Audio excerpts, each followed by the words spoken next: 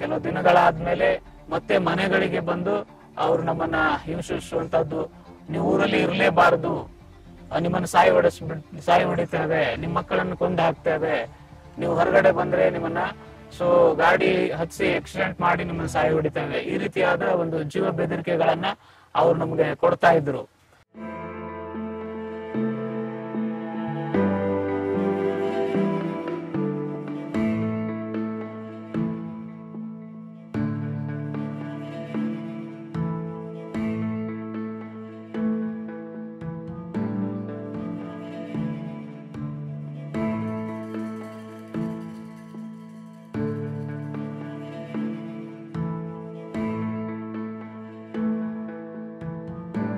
ಹೀಗೆ ಸೇವೆ ಮಾಡ್ತಾ ಇರುವಂತ ಸಮಯದಲ್ಲಿ ಕೆಲವು ದಿನಗಳ ಹಿಂದೆ ನಾವು ಪ್ರಾರ್ಥನೆ ಮಾಡುವಂತ ಸಮಯದಲ್ಲಿ ಪ್ರಾರ್ಥನೆ ಆಲಯದಲ್ಲಿ ನುಗ್ಗುವಾಗ ನನ್ನ ಆರಾಧನೆ ಮಾಡ್ತಾ ಇದ್ದೀವಿ.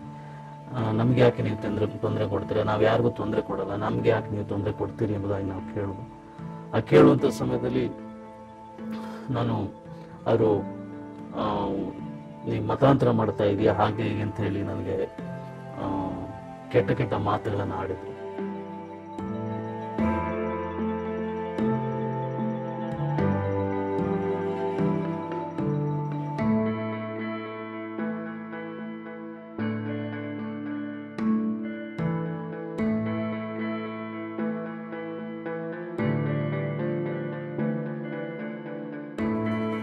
ಸಭೆಯನ್ನು ಮಾಡಿದಾಗೆ ಅಲ್ಲಿರುವಂತ ಜನರು, ನೀವಿಲ್ಲಿ ಸುವಾರ್ತೆ ಸಾರ್ತಾ ಇದ್ದೀರಾ ಅಥವಾ ದೇವರನ್ನ ಆರಾಧನೆ ಮಾಡ್ತಾ ಇದ್ದೀರಾ, ನೀವು ಮತಾಂತರ ಮಾಡ್ತಾ ಇದ್ದೀರಿ ಮತ್ತು ಜಾತಿಗಳನ್ನೆಲ್ಲ ನೀವು ಕಲಬೆರಕೆ ಮಾಡ್ತಾ ಇದ್ದೀರಿ, ಯಾಕಂತಂದ್ರೆ ನೀವು ಎಸ್ಸಿಗಳು ಯಾವುದೇ ಕಾರಣಕ್ಕೂ ನಮ್ಮ ಏರಿಯಾಗಳಲ್ಲಿ ಬರಬಾರ್ದು ಅಂತೇಳಿ ಅವರು ಬಹಳಷ್ಟು ಒಂದು ಪಾರ್ಟಿಯಲ್ಲಿ ಇದ್ದೀವಿ ನಾವು. ಬೇರೆ ಕಡೆ ರಾಜಕೀಯ ಅಧಿಕಾರಿಗಳು ರಾಜಕಾರಣಿಗಳು ಅವರೆಲ್ಲರೂ ದೃಷ್ಟಿ ನಮ್ಮ ಮೇಲೆ ಆಗಿರೋದ್ರಿಂದ ನೀವು ಇನ್ಮೇಲೆ ನೀವು ಈ ರೀತಿ ಬೆಳಲಿಕ್ಕೆ ಅವಕಾಶ ಕೊಟ್ರೆ ಬಹಳ ತೊಂದರೆ ಆಗುತ್ತಂತ ಹೇಳಿ ಸಾರ್ವಜನಿಕರಿಂದ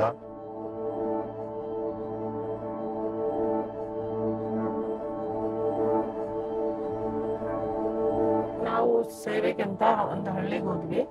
ನಾನು ನಮ್ಮ ಗಂಡ ಆದ್ರು ಅವರಿಬ್ರು ನಾವು ಒಂದು ಹಳ್ಳಿಗೆ ಸೇವೆಗೆ ಹೋದ್ವಿ. ಆ ಹುಡುಗಿ ಇರ್ದೆ ನಮ್ಮ ಗಂಡ ಅವರು ಅಂತ ಹೇಳಿದೆ. ಮತ್ತೆ ಏನು ಬಂದಿದ್ದೀರಾ? ಆ ಹುಡುಗಿ ಕರೆದ್ರು, ನಾವು ಬಂದಿದೀವಿ ಈ ರೀತಿ ಅಂತ ಹೇಳಿದ್ವಿ. ಸರಿ, ಇಲ್ಲೇ ನಿಮ್ಮ ಹತ್ರ ಮಾತಾಡ್ಬೇಕು ಅಂತಂದ್ರು. ಏನ್ ಮಾತಾಡ್ತೀರಿ? ಇಲ್ಲಿ ಮಾತಾಡ್ರಿ ಅಂತ ನಾವು ಕೇಳಿದ್ವಿ.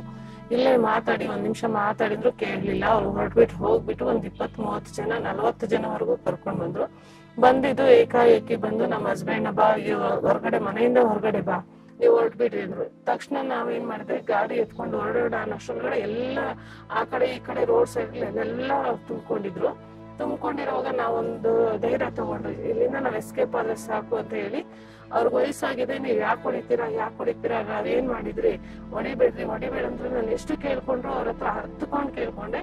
ಅವ್ರು ಆದ್ರೂ ಹೊಡೆದೇ ಬಿಟ್ರು. ಹೊಡೆಯೋಷ್ಟೊಳಗಡೆ ಅವರು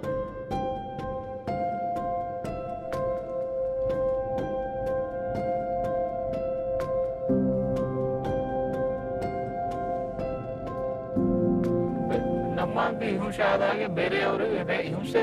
ಮುಂಚಿಂದ ಕೂಡ ಇತಿಹಾಸ ನೋಡುವಾಗ, ಹಿಸ್ಟ್ರಿಯನ್ನ ನಾವು ನೋಡುವಾಗ ಯೇಸು ಸ್ವಾಮಿಯನ್ನೇ ಬಿಟ್ಟಿಲ್ಲ ಅವರು ಹಿಂಸೆ.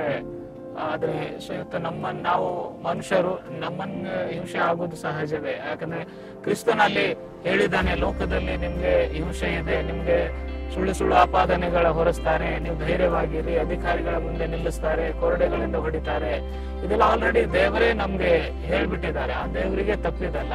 ಸೊ ಪ್ರಾರ್ಥನೆ ಬೇಡಿಕೆ ಅಂದ್ರೆ ಎಂತ ಪರಿಸ್ಥಿತಿಗಳನ್ನ ನಾವು ಹಾದು ಹೋದ್ರು ಕೂಡ ಕ್ರಿಸ್ತನ ಆಗಲಿ ಹೋಗದ ಹಾಗೆ ಕರ್ತನ. ಸೊ ಅದೇ ಸೇವೆಯನ್ನ ಮುಂದುವರಿಸಲಿಕ್ಕೆ ದೇವರ ಒಂದು ದರ್ಶನದೊಂದಿಗೆ ನಾವು ಮುಂದೆ ಸಾಗ್ತಾ ಇರ್ಬೇಕು.